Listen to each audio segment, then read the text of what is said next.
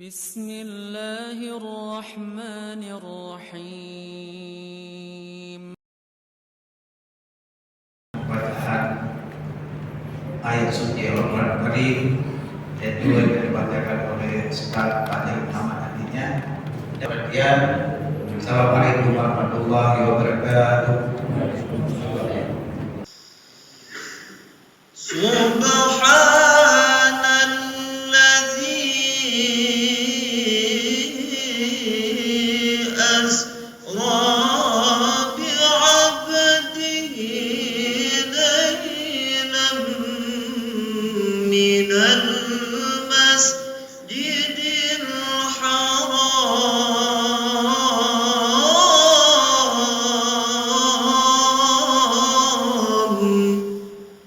Assalamualaikum. Jangan lupa like, comment, and subscribe. Bye.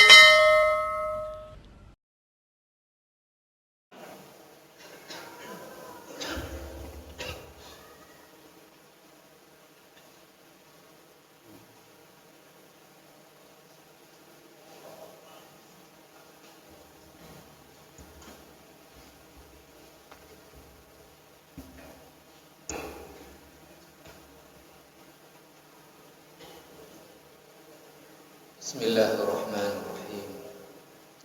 Assalamualaikum warahmatullahi wabarakatuh.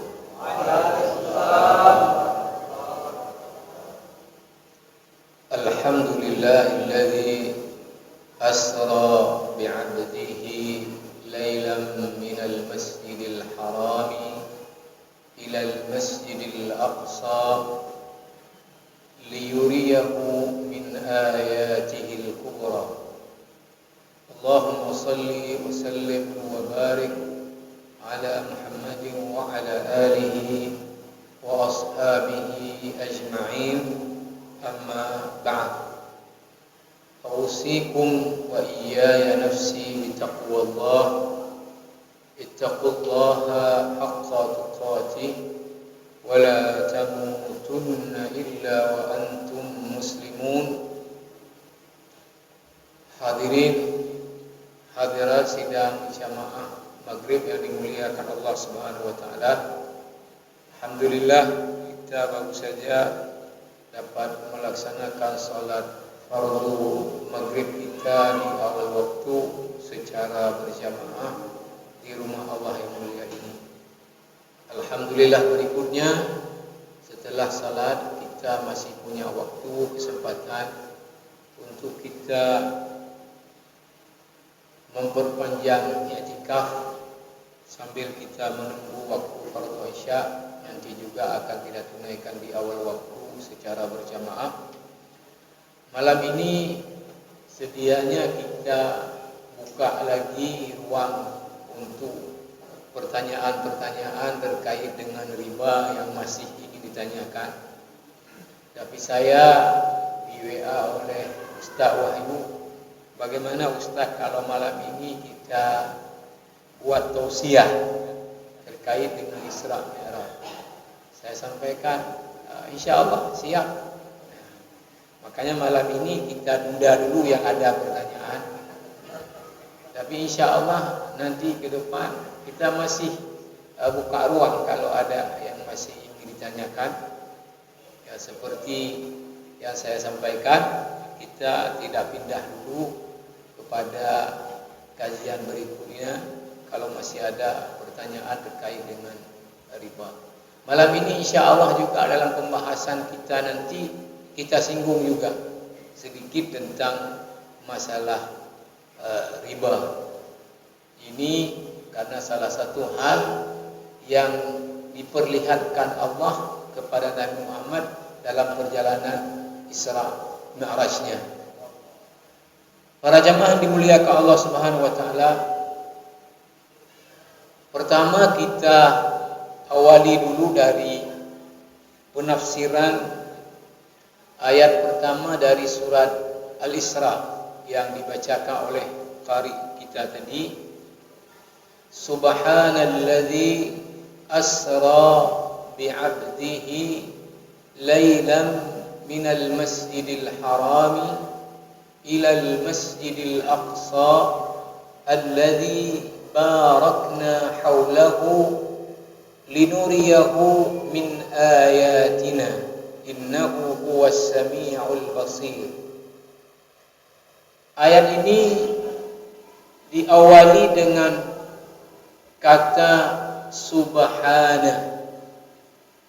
Artinya adalah maha suci Allah. Allah menempatkan kata ini, kata para ulama tafsir, karena setelahnya Allah akan menyampaikan sesuatu informasi yang secara logika pikir manusia tidak mungkin itu bisa terjadi, yaitu menjalankan hambanya dari Masjidil Haram ke Masjidil Aqsa, dari Mekah ke Palestina. Lalu di ayat ini tidak disebut, tapi disebut oleh hadis-hadis Nabi yang derajatnya sahih dan cukup banyak perawinya,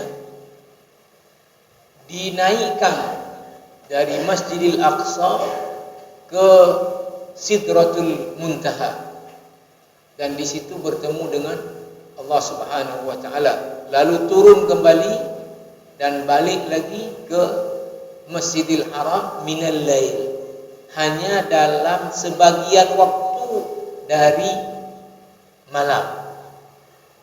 Maka menggunakan logika pikir manusia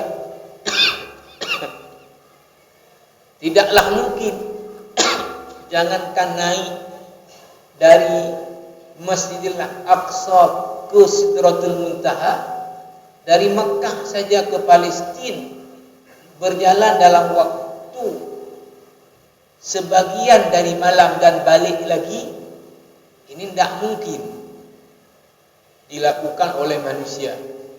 Maka Allah awali dengan subhana, maha suci Allah dari kebohongan, maha suci Allah dari ketidakmampuan. Jadi Allah awali dulu maha suci Allah daripada berbohong dengan apa yang akan disampaikan setelahnya. Maha suci Allah dari ketidakmampuan menjalankan hambanya tadi dari sebahagian, bukan seluruh waktu malam, dalam interval yang kita sebut tadi.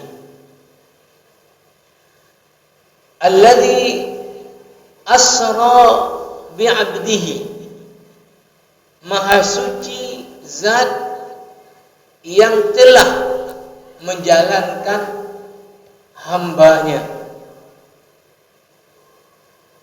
Kata asra kalau dalam bahasa Arab aslinya adalah sara yasri, itu berjalan sendiri dia. Kemudian pada ayat ini ditambah hamzah pada awal fi'il, asra yusri. Itu kalau istilah dalam ilmu saraf. Kata sara yasri adalah kata yang tidak perlu kepada objek berjalan. Istilahnya fi'ilnya fi'il lazim, tidak muta'addi. Tapi ketika dia ditambah hamzah pada awal fi'il, itu fungsinya merubah fi'il yang tidak butuh objek tadi butuh kepada objek menjadi fi'il muta'addi, artinya menjalankan. Seperti kata dakhala yadkhulu, itu masuk.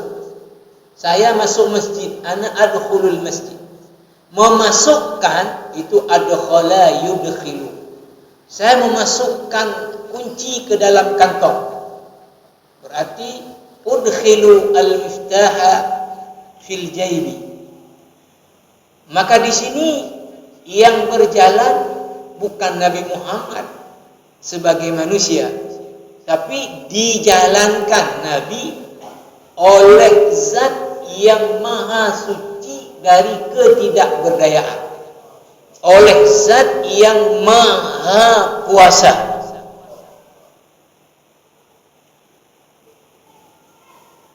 Bi'abdihi, ya, tentu tidak ada khilaf para ulama bahwa hambanya yang dimaksud ayat ini adalah Nabi Muhammad sallallahu alaihi wasallam. Hanya terjadi sedikit khilaf, tapi kita mau sebut pendapat yang kuatnya, apakah Nabi dijalankan oleh Allah pada malam tersebut secara fisik atau bukan secara fisik? Ya, kalau dijalankan dengan imajinasinya, ya pikirannya yang dijalankan, ya itu ya sangat mudah. Seperti kita mimpi, ya udah ke Kuala Lumpur, udah ke Menara Kembar, udah ke Bukit Bintang, udah pulang lagi. Pas bangun, oh mimpi rupanya. Jadi ada yang mengatakan bahwa Nabi Muhammad itu dijalankan secara ruh, tidak secara jasad. Tapi ini pendapat yang lemah. Pendapat yang kuat bahwa Nabi dijalankan malam itu secara fisik dan ruh. Jadi Nabi betul-betul secara fisik dan ruhnya dijalankan Allah, bukan dalam mimpinya, dalam alam sadarnya.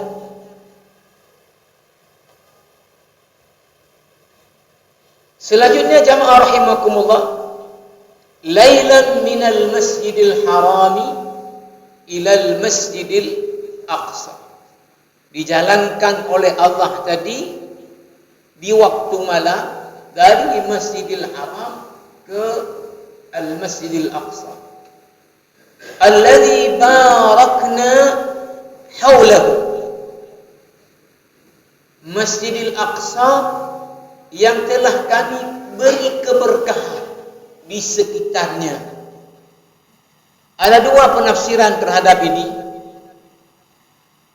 Ada yang mengatakan barakna haulahu itu adalah diberi keberkahan di sekelilingnya dengan tanahnya begitu subur. Tanahnya begitu subur. Jadi tanah di Palestina itu tanahnya cukup subur. Maka apelnya, anggurnya, buah-buahan di sana luar biasa. Zaitunnya luar biasa karena tanahnya subur. Ada yang mengatakan juga bahwa dua-dua diberi keberkahan duniawi dan keberkahan ukhrawi. Apa keberkahannya? Bahwa Masjidil Aqsa atau Palestina itu adalah Ardhul Anbiya, tempat lahirnya para rasul. Yang paling banyak adalah di Palestina. Nah, kemudian tadi salat di Masjidil Aqsa itu lebih utama 500 kali lipat daripada salat di tempat lain. Kita yang diperintahkan untuk bersusah payah untuk mengeluarkan biaya itu hanya pergi ke 3 masjid di dunia ini.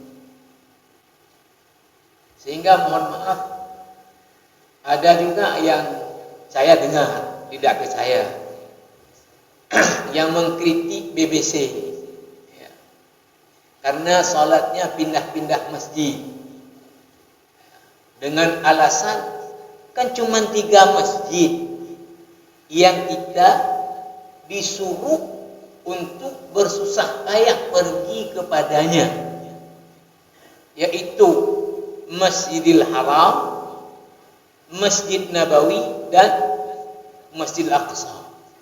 Yang lain tidak ada sunnahnya untuk kita khusus mengeluarkan biaya pergi ke situ. Tapi kalau kita sudah pergi ke Madinah, itu baru sunat kita pergi ke Masjid Quba.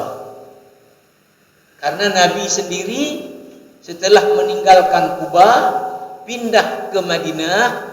Dulu Quba itu tidak termasuk wilayah Madinah. Zaman Nabi itu besar kota Madinah itu sebesar Masjid Nabawi dan halamannya hari ini. Maka dulu Uhud bukan Madinah, Qiblatain bukan Madinah, tempat perang Khandaq itu bukan Madinah, apalagi tempat perang Badar. Quba bukan Madinah. Walaupun hari ini semuanya itu namanya adalah wilayah Madinah. Kalau kita sudah pergi ke Madinah, itu baru sunat ziarah ke Masjid Quba. Tapi kalau dari sini langsung ke Masjid Qubanya, itu tidak disunatkan. Karena yang disunatkan hanya 3 masjid tadi. La tushaddur rihal illa ila 3 masajid. Tidak disuruh susah payah kita untuk menuju ke situ, cuma 3 masjid. Nah, saya sampaikan kepada orang-orang tadi yang mengatakan, kenapa BBC artinya ajak orang pindah-pindah masjid? Kan tidak ada keutamaannya. Ini bagi orang yang terlalu keceklak melihat sesuatu. Saya katakan bahwa kami di BBC tidak pernah mengatakan bahwa salat di salah satu masjid yang dikunjungi lebih afdal dari masjid lain, tidak ada. Dan juga tidak mengajak orang untuk kemudian datang ke masjid tertentu. Dan kita selalu mengajak orang untuk bagaimana 5 waktu salat di masjid bagi laki-laki, di mana posisi dia dekat dengan masjid waktu salat berjamaah. Itulah yang kita ajak orang. Cuma kita pindah-pindah. Ini untuk maksud apa? Untuk maksud supaya warga di sekitar masjid itu dengan kita berkunjung, maka bisa kemudian menarik orang-orang yang enggak ke masjid. Orang-orang tempat lain aja datang ke tempat kita berjamaah, kalau kita di tengah masjid enggak datang. Keterlaluan. Yang kedua tentunya juga adalah apa? Ya, kita bisa bersilaturahmi dengan berbagai orang, ya. Kecuali saya bilang baru keliru kalau BBC mengatakan pindah-pindah masjid itu ada keutamaannya. Kita tidak pernah sampaikan ada keutamaannya. Ya. Kita inti yang ingin kita bangun adalah bagaimana orang laki-laki tidak ada uzur syar'i itu salat fardunya berjamaah. Di mana? Di mana masjid dekat dia posisinya waktu azan berkumandang. Para jamaah rahimakumullah, inilah yang dimaksud dengan tadi barakna haulahu. Telah kami beri keberkahan di sekitar Masjid Al-Aqsa. Ada keberkahan kesuburan tanahnya, ada keberkahan negerinya, di situ banyak lahir para anbiya, para rasul. Ada keutamaan salat di Masjid Al-Aqsa daripada masjid-masjid lain. Ada keutamaan kita diperintah untuk susah payah untuk berziarah ke Masjid Al-Aqsa. Ya, tapi tentunya saya sendiri ketika ada orang tanya-tanya, misalnya, Ustaz, bagaimana program umrah Masjidil Aqsa? Saya jawab, kalau kita dengar orang-orang yang pergi, ya walaupun secara hadis tadi disuruh susah payah kan. Artinya apa? Ya tidak ada kepastiannya, karena kita harus melalui Jordania. Kita tidak ada kerjasama diplomatik Indonesia dengan Israel, sehingga paspor kita tidak bisa untuk masuk ke ke wilayah Israel. Ya, nah itu tentu kita apresiasi pemerintah kita tidak membuat hubungan diplomatik ya dengan perampok ya, tanah-tanahnya Palestina. Nah, sehingga kita kalau masuk harus melalui pemeriksaannya tentara-tentara Israel yang kadang mudah, yang kadang tidak diberi izin. Ya, belum lagi kondisinya artinya ya tidak menentu, ya, tidak menentu. Para jamaah dirahmati Allah Subhanahu wa taala, selanjutnya Allah menyebutkan apa maksud Allah menjalankan Nabi sallallahu alaihi wasallam pada malam itu. Kalau Al-Qur'an hanya menyebutkan dari Masjidil Haram ke Al-Masjidil Aqsa. Quran tidak menyebutkan mi'rajnya. Tapi hadis-hadis Nabi sallallahu alaihi wasallam kemudian yang menjelaskan tentang mi'rajnya. Dari Masjidil Aqsa naik ke Sidratul Muntaha. Untuk apa Allah Subhanahu wa taala menjalankan Nabi sallallahu alaihi wasallam? Linuriyahu min ayatina. Untuk kami perlihatkan kepada Muhammad sebahagian dari tanda-tanda kekuasaan kami. Para jamaah dirahmati Allah Subhanahu wa taala, di antara ini banyak tanda-tanda kekuasaan Allah yang diperlihatkan kepada Nabi sallallahu alaihi wasallam. Tentu salah satunya adalah bagaimana Allah menjalankan Nabi dari Masjidil Haram ke Masjidil Aqsa, kemudian naik ke langit Sidratul Muntaha, turun lagi, balik lagi dalam bahagian dari waktu malam. Ini saja sudah luar biasa kekuasaannya Allah Subhanahu wa taala.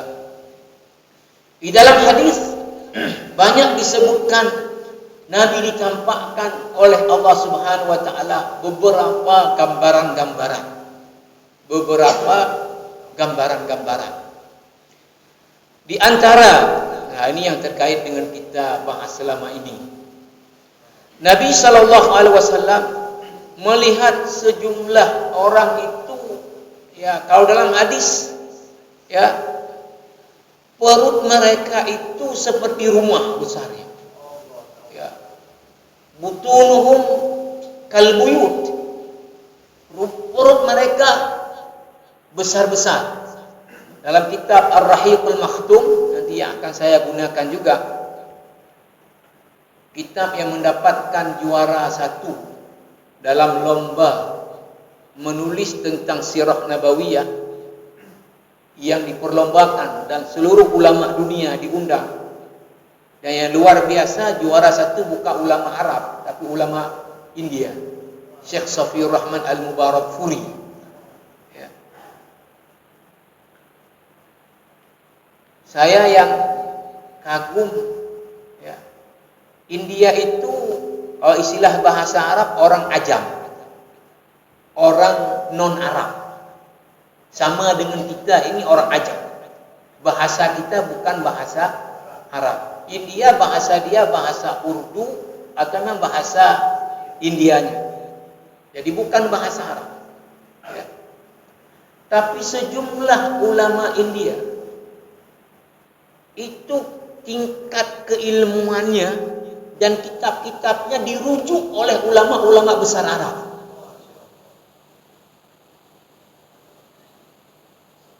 Sementara mohon maaf tidak ada ulama Indonesia yang kitabnya dirujuk oleh ulama-ulama Arab, bahkan mungkin juga ya kitabnya kecil-kecil. Misalnya Syekh Nawawi Al-Bantani. Ya. Tapi ulama-ulama India seperti Syekh Safiur Rahman Al-Mubarakfuri Ini malah mengalahkan ulama-ulama Arab di dalam menulis sirah nabawiyah. Kitabnya Ar-Rahiqul Makhtum ini juara 1. Kelebihannya apa? Menulis sejarah dengan menggunakan rujukan-rujukan yang autentik. Biasanya tulis sejarah kan banyak yang tambah-tambahnya. Namanya aja sejarah. Tapi beliau mampu membuat referensi yang sangat kokoh di dalam tulisannya. Misalnya lagi, seluruh kitab hadis Imam At-Tirmidzi, Jami' At-Tirmidzi, sering disebut juga dengan Sunan At-Tirmidzi, tapi semua Jami' At-Tirmidzi, kitab kumpulan hadis yang dikumpulkan Imam At-Tirmidzi. Ini yang mensyarah seluruh hadisnya adalah ulama India. Nama kitabnya Tuhfatul Ahwazi, dirujuk oleh ulama-ulama Arab. Saya punya kitab ini, Tuhfatul Ahwazi. Kalau syarah Sahih Bukhari itu yang terkenalnya dengan Fathul Bari, Ibnu Hajar Al-Asqalani. Syarah Sahih Muslim Imam An-Nawawi, kitabnya Al-Minhaj. Syarah tadi Jami' At-Tirmidzi, ulama India, Tuhfatul Ahwazi. Juga Al-Mubarakfuri, tapi bukan Mubarakfuri yang ini. Para jamaah yang dirahmati Allah Subhanahu wa taala, tadi kembali kepada, kalau dalam kitab Ar-Rahiqul Makhtum disebut saja Nabi melihat orang-orang yang perutnya besar. Tapi saya baca di hadisnya, di kitab tafsir Umdatut Tafsir, ringkasan tafsir Mukatsir Syekh Ahmad Syakir, bahwa perut mereka seperti rumah.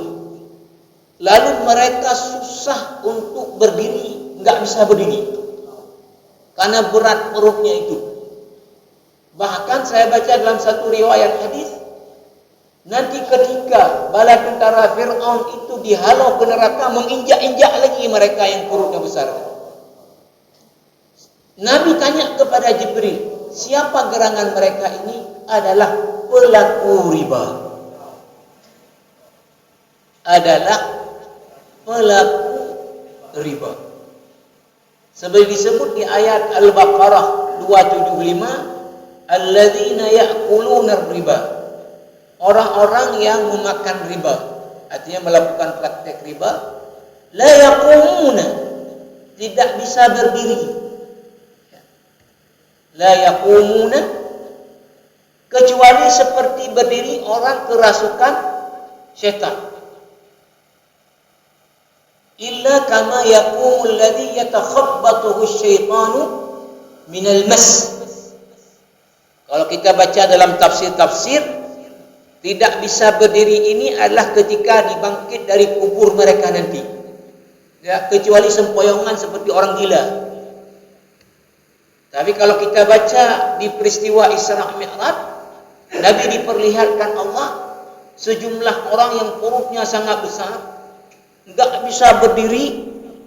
Bahkan tadi saya sebut, ketika dihalau bala tentara Fir'aun ke neraka, menginjak-injak lagi orang ini oleh bala tentara Fir'aun tadi. Ini adalah para pelaku riba.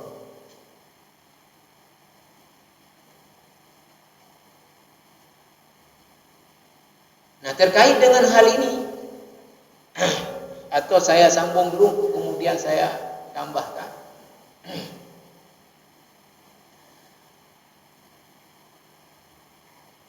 Di antara juga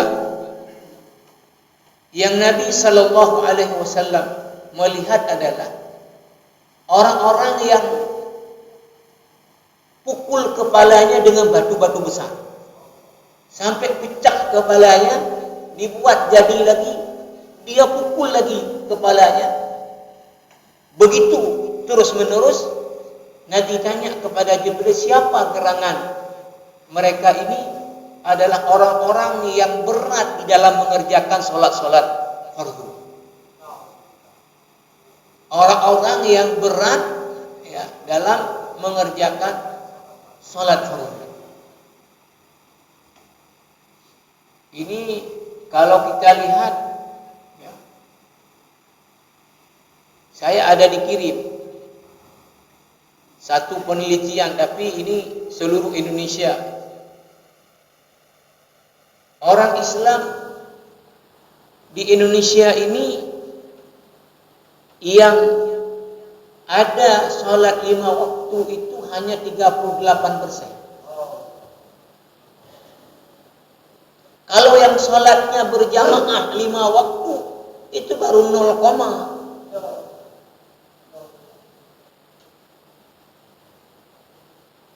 kan kita memang ya misalnya Aceh sendiri, ya saya udah sering ulang-ulang juga mungkin di sini, sebagai negeri syariat kita harus jujur masih banyak warga kita yang belum salat.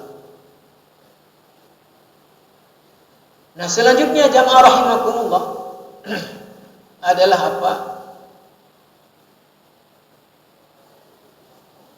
Nabi diperlihatkan pada perjalanannya itu apa? Keadaan surga, keadaan neraka. Terima kasih.